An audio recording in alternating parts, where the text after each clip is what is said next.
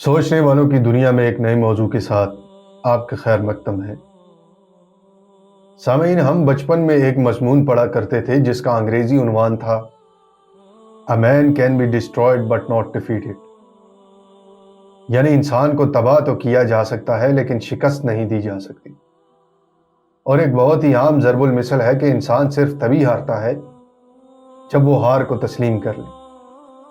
اور ہم اگر تاریخ کے اوراق الٹ کر دیکھیں تو ہمیشہ فاتح وہی رہا ہے جس نے ہار تسلیم کرنے سے انکار کیا ہو۔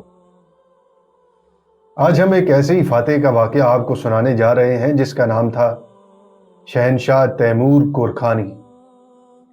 اس کو تیمور لنگ یا تیمور دا لیم کے نام سے بھی یاد کیا جاتا ہے۔ یہ وہی بادشاہ تھا دوستو جس نے ہندوستان میں تیمورید ایمپائر کی بنیاد رکھی، اور پھر اس کی 5ویں نسل میں سے ظہیر الدین بابر جیسا فاتح پیدا ہوا جس نے مغلیہ سلطنت کی بنیاد رکھ کر ہندوستان پر 300 سال سے زیادہ حکمرانی کی۔ آج ہم بات کریں گے امیر تیمور کے عزم و استقلال کی سامعین، اور کس طرح ایک چیونٹی نے اس فاتح کی ایک ہار کو فتح میں تبدیل کر دیا، اور اس واقعے سے ہم اپنی زندگی میں کیا سبق لینا چاہیے ہمیں۔ دوستو، امیر تیمور نسلاً منگول تھا، اور سمرقند سے نکل کر یہ اپنے جد امجد چنگیز خان کی قائم کردہ سلطنت کی بحالی کا خواہش مند تھا۔ اسی خواب کی پیروی میں اس نے بہت سے مارکے لڑے اور فتوحات سمیٹتا ہوا اپنی سلطنت کی سرحدیں بڑھاتا رہا، لیکن ہمیشہ فتح اس کا مقدر نہ ہوئی دوستو۔ ایک دفعہ ایک ملک پر بار بار چڑھائی کے باوجود بھی اس کو کامیابی نہیں مل رہی تھی، اور اس کے ہر حملے کا بھرپور مزاحمت کے ساتھ سامنا کیا جا رہا، اور بالآخر ایک حملے میں اس قدر بری طرح سے یہ پسپا ہوا کہ اس کو ایک غار میں اپنے چند ساتھیوں کے ساتھ پناہ لینا پڑی۔ یاس اور نا امیدی اس کے دل پر مکمل طرح سے چھا چکی تھی، اور اپنے باقی ماندہ ساتھیوں کے ساتھ یہ کئی دن تک اس غار میں روپوش رہا، اور اب حالت یہ تھی کہ سامان رسد بھی ختم ہونے کے قریب تھا۔ اس کے ساتھی اس کی طرف سے کسی اگلی حکمت عملی کے منتظر تھے، اور اس کے پاس ان کو بتانے کے لیے کچھ بھی نہیں تھا۔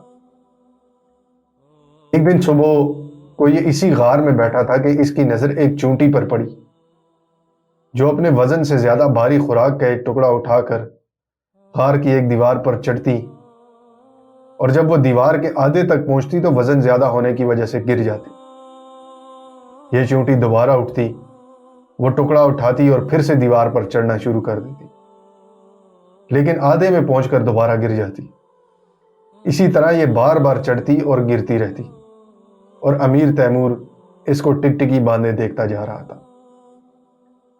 اس کے قریبی ساتھی جو یہ سب منظر دیکھ رہے تھے اور اندر ہی اندر چڑھ رہے تھے کہ یہ کیا کر رہا ہے، ہم اپنی 1/4 فوج کھو چکے ہیں اور ہمارا امیر ادھر بیٹھا ہوا چونٹی کا تماشا دیکھ رہا ہے۔ لیکن امیر تیمور ویسے ہی چپ چاپ اس چونٹی کو دیکھتا رہا۔ کئی دفعہ گرنے کے بعد اس چونٹی نے جب اب کی بار خوراک کا وہ ٹکڑا اٹھایا اور اٹھا کر دیوار پر چڑھنا شروع کیا تو وہ اپنے بل تک پہنچ گئی اور کامیابی سے اپنے بل میں داخل ہو گئی۔ یہ منظر دیکھتے ہی امیر تیمور خوشی سے اپنی جگہ سے کود کر کھڑا ہو گیا، اور اس کا بجھا ہوا چہرہ امید کی روشنی سے دوبارہ چمک اٹھا۔ اس نے اپنی قریبیوں کو بلایا اور بلا کر بولا کہ ہم دوبارہ حملہ کرنے جا رہے ہیں۔ اس پر سب نے تعجب سے دریافت کیا کہ ہم تو شکست خوردہ لوگوں کا ایک ٹولہ ہیں، ہم پھر سے کس طرح حملہ آور ہوں گے؟